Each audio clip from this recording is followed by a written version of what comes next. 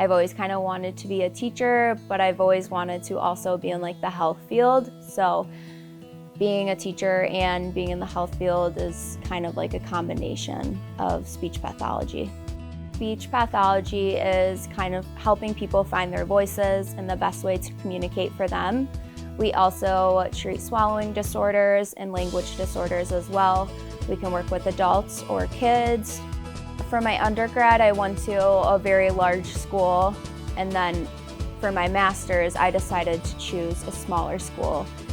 I think at a bigger school, often like you're just a number, versus a small school, you're more valued, I would say. You're not just a number anymore, and they really do care about you as a person at a small school, and so that's something that I really enjoyed at Lewis University.